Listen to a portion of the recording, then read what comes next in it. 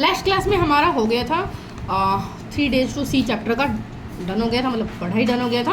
अब हम पढ़ने वाले हैं क्वेश्चन आंसर। तो फर्स्ट हमारा दिया है लेटेस्ट डिस्कस क्वेश्चन का दिया क्या है कि फर्स्ट क्वेश्चन दिया है work in pairs, identify the statement that are true. यहाँ पर कुछ स्टेटमेंट दिया गया है और बताना है वो ट्रू या फॉल्स है, ठीक है। From the ones given below share your answer with the teacher, और बताना है तुम्हारा टीचर को बताना है वो सही या फिर गलत, ठीक है। अगर सही होगा तो सही, अगर गलत है तुम्हारा तो करेक्ट करके तुम्हें बताना पड़ेगा, डन, ठीक है। तो फर्स्ट आंसर तुम्हारा है, मतलब फर्स्ट 1 नंबर है, the author expresses a deep longing to experience the world through the sense of hearing, through the sense of hearing ना, through the sense of sight कि नहीं। तो बोले कि exactly the author expresses a deep longing to experience, चीज़ों को experience कैसे कर पाएंगे, जब देखेंगे तभी तो कर पाएंगे, है कि नहीं। To experience the world through the sense of sight, not sense of hearing, इसलिए इट विल बी फॉल्स, ठीक है, क्लियर। तो फिर the author would like exploring the city only to observe how people are suffering, no, वो कैसे काम करते हैं, कैसे एंजॉय करते हैं, कैसे सफर करते हैं, सारे चीजें वो देखना चाहते हैं, सिर्फ सफरिंग थोड़ी ना देखना चाहते हैं, एग्जैक्टली। तो ये हो जाएगा हमारा फॉल्स। नेक्स्ट जिसको पूछो वो बताओगे, क्योंकि चैप्टर तो हम पढ़े हैं, राइट। तो पूछना, लाइक मैं पूछ रही हूँ तुम बताओ। The author would spend the first day seeing the people whose kind-heartedness and friendship have enriched her life. Brajesh 3 वाला वह कौन सा वाला पूछ रहे। The author would spend the first day seeing the people whose kind-heartedness and friendship have enriched her life. Is it true? Is the statement true?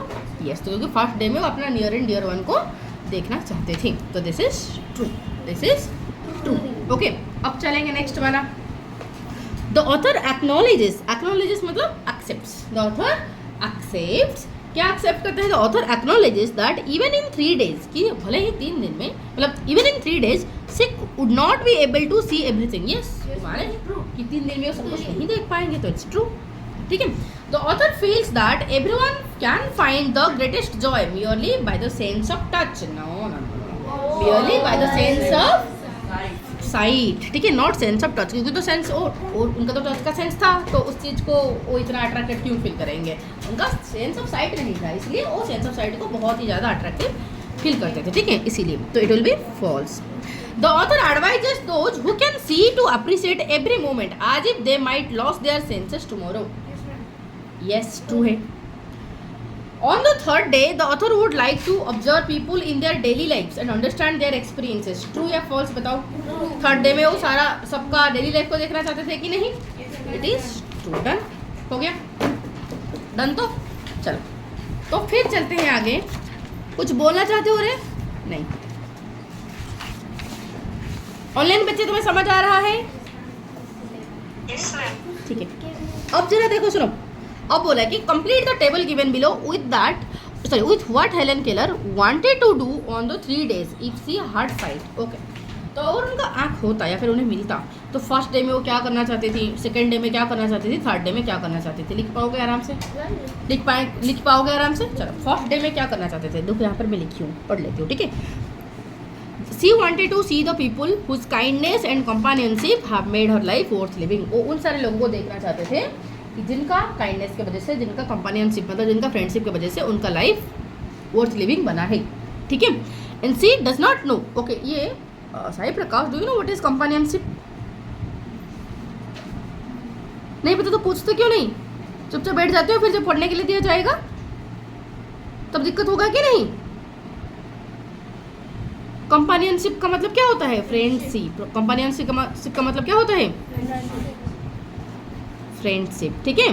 तो बोला गया कि फर्स्ट डे में वो किन को देखना चाहते थे, she wanted to see, past simple use हुआ है कि नहीं, वो देखना चाहते थे। तो she wanted to see the people whose kindness, क्योंकि पास्ट चीज़ों का एक्सपीरियंस, पास्ट चीज़ों को हम एक्सप्लेन किए हैं, इसलिए हम पास्ट सिंपल यूज किए हैं, ठीक है। तो वो देखना चाहते थे किनको, द पीपल हुज काइंडनेस, जिनका दया, एंड कंपेनियनशिप, जिनका दया और उनका साथ में रहने की वजह से हैव मेड हर लाइफ, उनका लाइफ कैसे बन चुका है, वर्थ लिविंग बना है, मतलब वैल्यूएबल उनका लाइफ बना है, जिनकी वजह से बना है, उन सारे लोगों को देखना चाहते थे, ठीक है। शी डज नॉट नो मतलब उनको पता नहीं होता था, she doesn't know what it is to see into the heart of a friend through that window of soul the eye। मतलब उन्हें पता ही नहीं था कि अगर कोई फ्रेंड को अच्छे से समझना चाहते हैं, ठीक है, she does not no what it is to see, मतलब क्या होता है किसी फ्रेंड को आंखों के सामने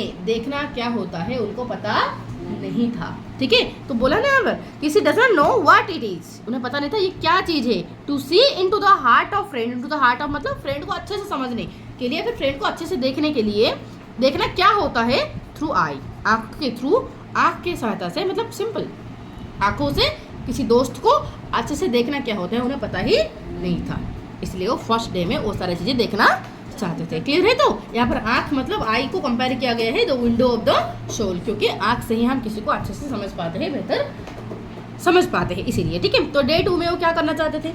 तो डे 2 में she wanted to arise with the dawn. Dawn means what? Early morning, ठीक है, थोड़ा थोड़ा अंधेरे से बिल्कुल उठ जाना को बोलते हैं डन, ठीक है। तो she wanted to arise with the dawn, ठीक है, विद द डॉन मीन्स पूरा अर्ली मॉर्निंग में वो उठ जाना चाहते थे, ओके। तो arise with the dawn, observe the transformation of night into day, okay. इतना सुबह क्यों उठना चाहते थे? व्हाई? क्योंकि सी वांटेड टू ऑब्जर्व मतलब नोटिस करना, बहुत ही गौर से नोटिस करना चाहते थे किस चीज को? How night transforms into day, how night convert into day, रात कैसे दिन में कन्वर्ट होता है उस चीज को देखना चाहते थे। On which day? कौन से डे में? सेकेंड डे में। तो arise with the dawn, observe the transformation of night into day. और क्या करना चाहते थे? On the same day she wanted to visit museums, और म्यूजियम जाना चाहते थे, क्यों? To see the earth history, हमारा पूरा अर्थ का हिस्ट्री देखना चाहते थे। अर्थ में जो सारे इवेंट होता है, कौन रहता है, कौन सा एनिमल रहता था, वो सारी चीज़ें म्यूजियम में ही स्टोर करके रखा जाता है, तो इसलिए she wanted to go museum. On man's progress, मतलब ह्यूमन बींग कितना ज़्यादा प्रोग्रेस किया है, पहले ह्यूमन बींग कैसे हथियार यूज़ करता था, देन कैसे हथियार आया, देन कैसे हथियार आया, देन ह्यूमन बींग पहला का ह्यूमन बींग कैसे था, नेक्स्ट कैसे कस्ट्यूम आया, फिर कैसे कस्ट्यूम आया, इस तरह सारी चीज़ें ऑर्गेनाइज्ड करके म्यूजियम में रखा जाता है। That's what she wanted to see on the second day. Got it? ठीक है, चलो। And on day 3 she wanted to see what? Day 3 में सी वांटेड टू गो, वो चाहते थे कहाँ जाना? To go to city, to go to city, city शहर जाना चाहते थे। क्यों शहर क्यों जाते थे? क्योंकि शहर में कैसे लोग बिजी लाइफ स्पेंड करते हैं, लोग कैसे अपना काम में बिजी होते हैं, वो चीज़ को देखना चाहते थे, ठीक है। तो इसको कैसे बोलेंगे कि she wanted to go to city to see the daily lifes of people, ठीक है। तो मैं इजी के लिए बोल रही हूँ क्योंकि इनको समझ नहीं आया है ना, इसीलिए, ठीक है। तो go to she wanted to go to city to see the daily lifes of people, क्या देखना चाहते थे? Daily life of people, and understand their experiences by sight, और देख के उनका एक्सपीरियंस को समझना चाहते थे, ठीक है। और explore the work day world, मतलब दिन में लाइक काम का वर्ल्ड कैसे होता है, काम वाला दुनिया कैसे होता है, लोग काम कैसे करते हैं, वो सारी चीज़ों को समझना चाहते थे, ठीक है। तो काम का दुनिया को हम बोलते हैं वर्क डे वर्ल्ड, ठीक है। तो वर्क डे वर्ल्ड को देखना चाहते थे, ठीक है। डन हो गया इतना? चलो और आगे बढ़ते हैं। लेटेस्ट ओके, बिट 3 में क्या दिया है? बिट 3 में बोला है कि the author says that you need eyes to be able to see the true self of a person. Author बोलते हैं कि you need what? You need eye, तुम्हें क्या चाहिए? आई, आँख चाहिए। क्यों? To be able to see the true self of a person, एक पर्सन को रियल में वो कैसे दिखता है, कैसे है, अगर जानना चाहते हो true self of a person, एक पर्सन का सच्चाई जानना चाहते हो, तो you need to see, you need an eye, ठीक है। तुम्हें आँख चाहिए। क्लियर है? ऑथर को क्या चाहिए, मतलब ऑथर क्या चाहते थे? ऑथर बोलते थे कि author says that you need eyes to be able to see the true self of person. बिना आपके किसी पर्सन को हम अच्छे से जान नहीं सकते, अगर किसी पर्सन को अच्छे से जानना है, okay. True self of a person समझ रहे हैं? True self of a person का मतलब क्या है कि एक पर्सन जो है बिल्कुल वही, मतलब वैसे ही, कोई फेंका फेंकी नहीं है, मतलब कोई फेंकू पर्सन नहीं है, जैसे है बिल्कुल उसका ट्रू वाला फॉर्म, ठीक है। वो अगर देखना चाहते हो तो you need to see him, उसे तुम्हें देखना पड़ेगा। और देखना कैसे पॉसिबल है? आँख से पॉसिबल है, तो इसलिए आँख चाहिए। कि therefore she refers to the eye as a window of the soul, इसीलिए वो आँख को बोलते हैं सोल मतलब आत्मा, ठीक है, आत्मा। तो बट यहाँ पर विंडो ऑफ सोल मतलब यहाँ पर आत्मा वो वाला आत्मा नहीं है, यहाँ पर आत्मा मतलब किसका? दिल मतलब किसी को अच्छे से जानना है, ठीक है। विंडो ऑफ सोल मतलब हमारा आँख को कहा गया है विंडो ऑफ सोल। क्यों? क्योंकि फॉर एग्जाम्पल ये प्रिंस कैसे है मुझे पता नहीं है, मैं कैसे पता कैसे करूँगी? जब ये मेरा आँख मेरा खिड़की है, ठीक है, और इस आँख को मैं खोलूँगी, खिड़की के थ्रू जब देखूँगी तब पता चलेगा ये प्रिंस कैसे है। समझ आए तो इसीलिए आँख को कहा गया है विंडो ऑफ सोल। समझ आए तो किसी आत्मा का पूरा विंडो है ये, किसी पर्सन का विंडो है ये, खिड़की है जिसके थ्रू हम किसी को पूरा दुनिया को देख सकते हैं। क्लियर? तो विंडो ऑफ आई समझ आ गया। विंडो ऑफ सोल मतलब क्या है? आई है। क्यों? समझ आया तो ठीक है। लेकिन how is the narrator able to understand the feelings of a person, कि इस बात से, नरेटर मतलब ऑथर, राइट, ऑथर जो बोले हैं किसी पर्सन को अच्छे से जानने के लिए तुम्हें विंडो ऑफ आई चाहिए, ठीक है, तो इसलिए वो आँख को, मतलब किसी पर्सन को अच्छे से जानने के लिए तुम्हें उसे देखना चाहिएगा, तुम्हें उसे देखना पड़ेगा, और देयरफॉर इसलिए वो आई को विंडो ऑफ सोल कहा गया है, मतलब कहे है, रिफर किए हैं, आई को विंडो ऑफ सोल रिफर किए हैं। अब बताया कि कैसे इस चीज़ से, ये फ्रेज जो है ये कैसे डिनोट करता है कि ऑथर कैसे दूसरों का फीलिंग्स को समझ पाते हैं, कि how is the narrator able to understand the feelings of a person, किसी पर्सन का फीलिंग्स को कैसे समझ पाते हैं, इस चीज़ से हमें क्या समझ आता है। लेकिन समझ नहीं आ रहा, फिर से बोलूँ? देखो, अरे भाई जो ऑथर है वो बोले हैं किसी पर्सन को अच्छे से अगर जानना है तो तुम्हें उसे देखना पड़ेगा, और क्योंकि देखना पड़ेगा तो किसके थ्रू तुम देखोगे? आँख के थ्रू। तो किसी को अच्छे से जानने के लिए तुम आँख के थ्रू उसे देखना पड़ेगा, तो इसीलिए आँख को कहा गया है विंडो ऑफ सोल, ठीक है। बट ये तो फ्रेज है, इस चीज़ से क्या समझ आता है, इस चीज़ से तुम्हें कैसे समझ आता है कि नरेटर जो ऑथर है वो दूसरों का फीलिंग्स के बारे में कैसे समझ पाते हैं, दूसरों को कितना समझ पाते हैं, इस फ्रेज से कैसे समझ आता है तुम्हें। सुनो, तो author says that you need eyes to be able to see the true self of a person, the real version of a person. तुम्हें अगर किसी पर्सन को रियली देखना है, रियली जानना है, तो यू नीड आईज, तुम्हें आँख चाहिए। इसलिए बोला गया है कि देयरफॉर सी रिफर्स, इसलिए वो रिफर किए हैं कि eyes as window of soul, इसलिए वो आँख को विंडो ऑफ सोल कहे हैं, ठीक है। बट इस बात से कैसे समझ आता है? तो इस बात से ये समझ आता है कि she could understand the feelings of person through high sense of touch. Okay, जिनका आँख है वो तो दूसरों को समझ पाएंगे बेहतर, बट राइटर का तो आँख नहीं है ना, तो फिर वो कैसे दूसरों को समझते होंगे, दूसरों का फीलिंग्स को कैसे अंडरस्टैंड करते होंगे, वो पूछा गया है। अब समझ है, तो अब फाइनली समझ आ गया, आँख के थ्रू हम किसी को बेहतर समझ पाते हैं, बट राइटर के पास आँख है ही नहीं, तो how could have she understood the feelings of others, वो कैसे दूसरों को फीलिंग्स को समझ पाते होंगे? टच करके, है कि नहीं? कैसे समझ पाते होंगे? टच करके। तो she could understand the feelings of people through high sense of touch. She can only see through her fingertip, वो किसी को अपना फिंगर से इस तरह टच करके फिंगर टिप से किसी को जानते थे, ठीक है, और फेस का आउटलाइन को इस तरह देखते थे। सपोज किसी का इस तरह मुंह खोला है, इस तरह दांत है, इस तरह है, तो देखते होंगे इस तरह टच करके, अरे दांत खुला है मतलब हंस रहा है, राइट, ओके। किसी का आँख से इस तरह आंसू आ रहा होगा, पानी टपक रहा होगा, तो ऐसे टच करेंगे, अरे आंसू आ रहा है मतलब रो रहा है कि नहीं? तो इस तरीके से टच करके उनका फिंगर टिप से वो देखते थे, समझ आए? तो सुनो, तो she can only see through her fingertip, अपना फिंगर टिप से वो देख पाते होंगे। She can detect laughter, okay, अपना फिंगर टिप से वो क्या क्या देख पाते हैं, मतलब क्या क्या समझ पाते हैं, कौन सा फीलिंग्स को समझ पाएंगे? लाफ्टर, हंसी को, क्योंकि हंसने से इस तरह स्माइल बॉम्ब इस तरह निकलेगा, लाफिंग बॉम्ब, ठीक है, तो वो देख के मतलब वो टच करके बता देंगे। सौरव, दुख को समझ पाएंगे, दुख वाला एक्सपीरियंस, दुख वाला चीज़ को समझ पाएंगे। ऑब्वियस इमोशंस जो कि मतलब हंसी को वो पहचान पाएंगे, हाँ, किसी का हंसी वाला इमोशन को, किसी का सैड वाला इमोशन को पहचान पाएंगे, और इसके साथ बाकी जो नॉर्मल सा जो कॉमन इमोशन है वो समझ पाएंगे, ठीक है। She knows her friends from the feel of their face, वो अपने दोस्तों को समझ पाते थे जस्ट टच करके, ठीक है, because she doesn't have eyes. तो इतना हो गया क्लियर। अब चलते हैं let us think and reflect को। तो let us think and reflect में क्या बोला है, यहाँ पर कुछ एक्सट्रैक्ट दिया है, और एक्सट्रैक्ट बेस्ड से मतलब एक्सट्रैक्ट के ऊपर बेस करके तुम्हें आंसर देना है। देखो, तो फर्स्ट क्वेश्चन तुम्हारा है कि what does the delicate symmetry of lip symbolizes. वो बोलते थे ना फर्स्ट पैराग्राफ में या फिर सेकंड पैराग्राफ में बोला गया था कि वो फील कर पाते थे, क्या है? Delicate symmetry of a leaf. Delicate means soft, symmetry of leaf मतलब पत्ते में सिमेट्री होता है कि नहीं, पत्ते में इस तरीके से लाइन होता है, और इस यहाँ पर जितने जैसे वेन होते हैं यहाँ पर भी वेन का पैटर्न बिल्कुल वैसे होते हैं, तो पत्ते में हमें सिमेट्री दिखता है।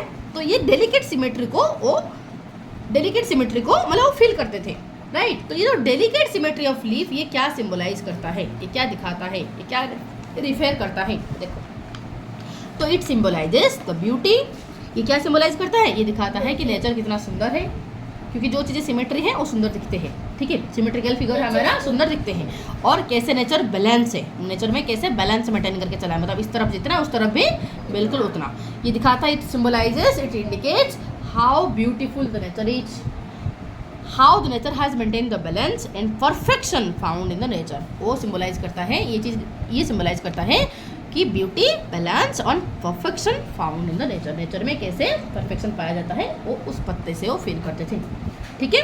ओके, तो 2 phrases from the extract that describe the texture of the object in the nature. देखो तो यहाँ पर देखो बोला कि list 2 phrases from the extract that describes the texture of the object in nature. Okay, तो 2 phrases, phrases का मतलब क्या है, ग्रुप ऑफ वर्ड को कहा जाता है phrases, ग्रुप ऑफ वर्ड को कहा जाता है फ्रॉम द एक्सट्रैक्ट। एक्सट्रैक्ट मतलब इस एक्सट्रैक्ट से तुम्हें इस तरीके से 2 phrases ढूंढना है जो बता रहा होगा किसके बारे में, texture of object in nature.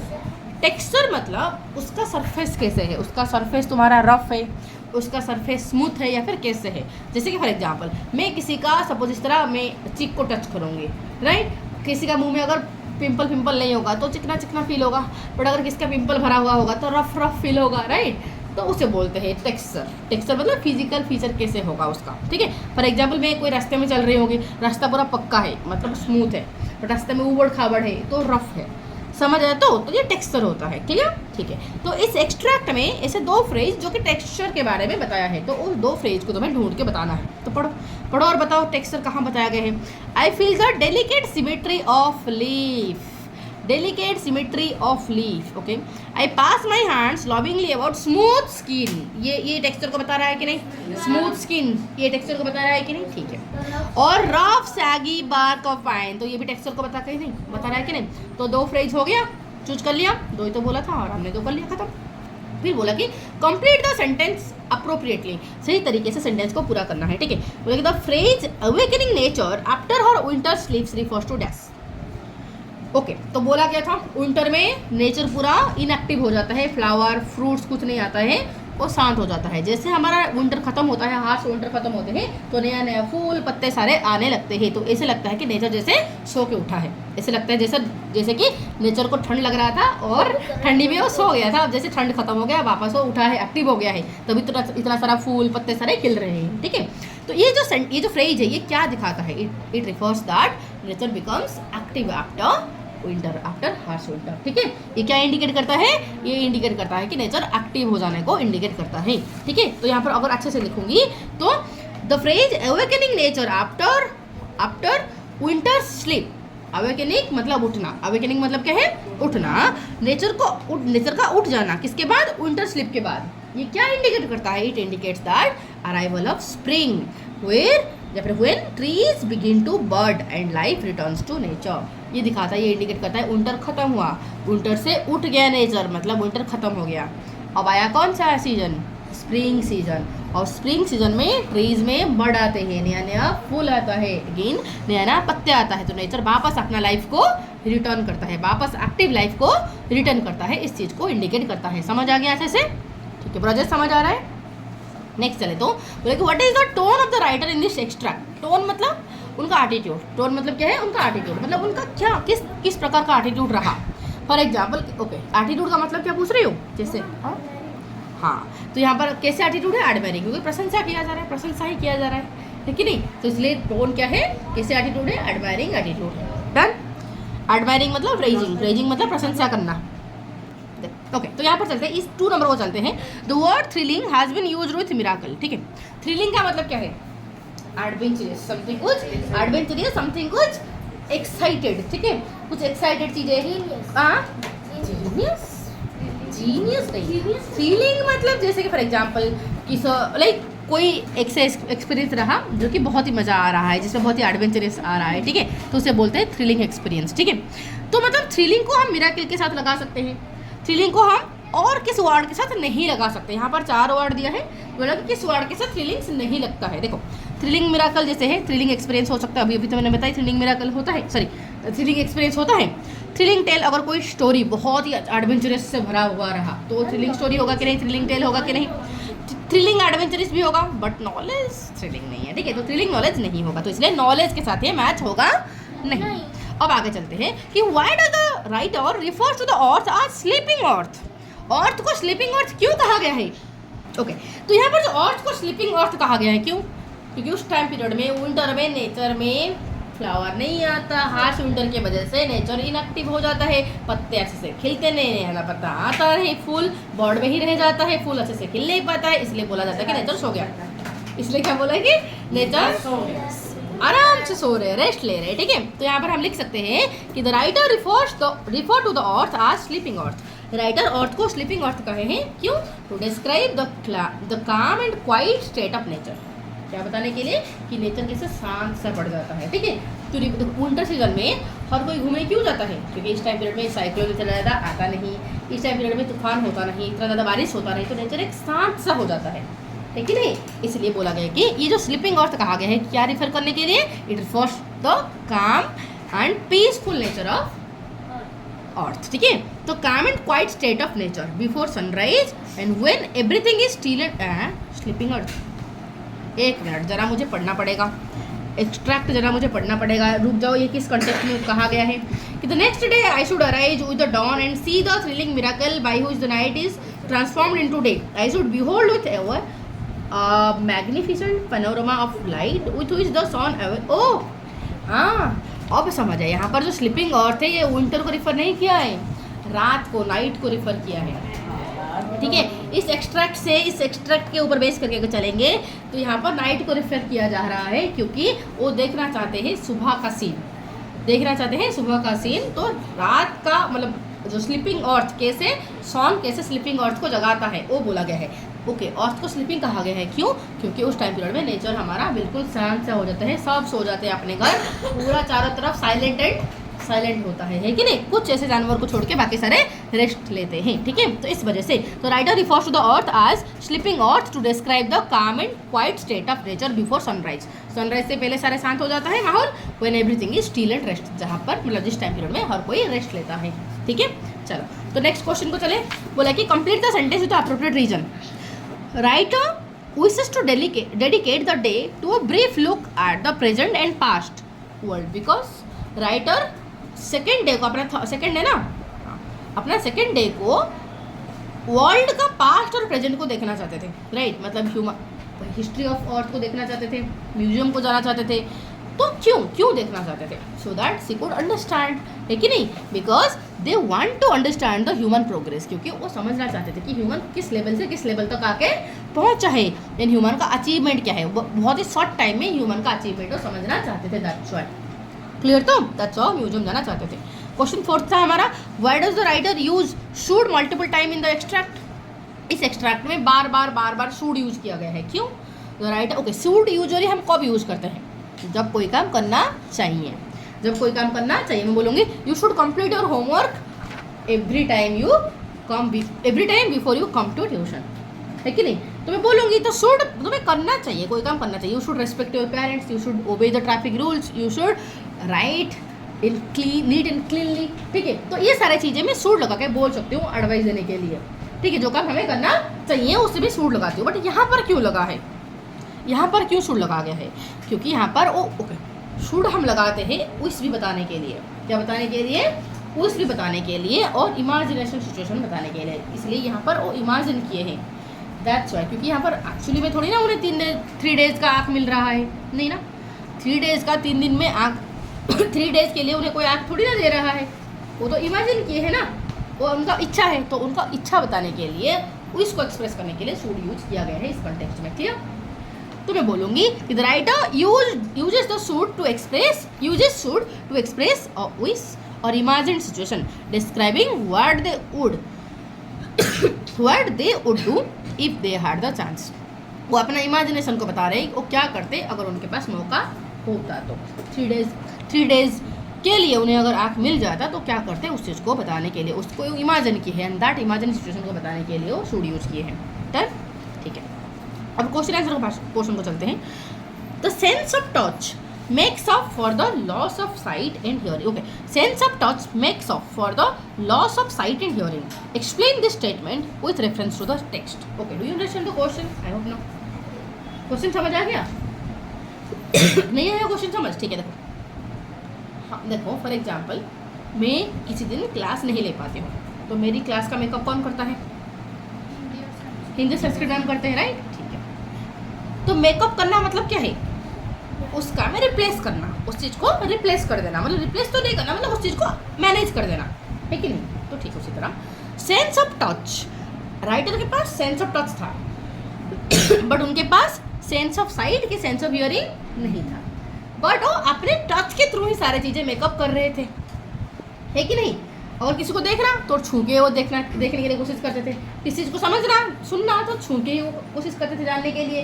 तो इसलिए उनका जो सेंस ऑफ टच है वो मेकअप करता था सेंस ऑफ लॉस को, सॉरी सेंस ऑफ साइट को, सेंस ऑफ हियरिंग को। इतनी सी बात समझ आ गया? तो बोला कि इस चीज़ को एक्सप्लेन करो, इस चीज़ को एक्सप्लेन करो। तो कैसे एक्सप्लेन करेंगे? The author who is blind and deaf, author जो कि अंधे थे और बहरे थे, है कि नहीं? तो the author who is blind and deaf explains that touch helps for understand the world. वो एक्सप्लेन किए हैं कि टचिंग से वो दुनिया को समझ पाते हैं। थ्रू टच, टच के through she can feel the shape, she can feel the texture, she can feel the life of thing, she can, like for example smooth bark, for example flutter of bird, everything she could sense that just by mere touching. तो जो चीज़ों देखने से हमें पता चलता है उस चीज़ को छू के पता करते हैं, है कि नहीं? तो that's why sense of touch उनका ये सेंस ऑफ साइट को मेकअप करते हैं, है कि नहीं? मेकअप करता है।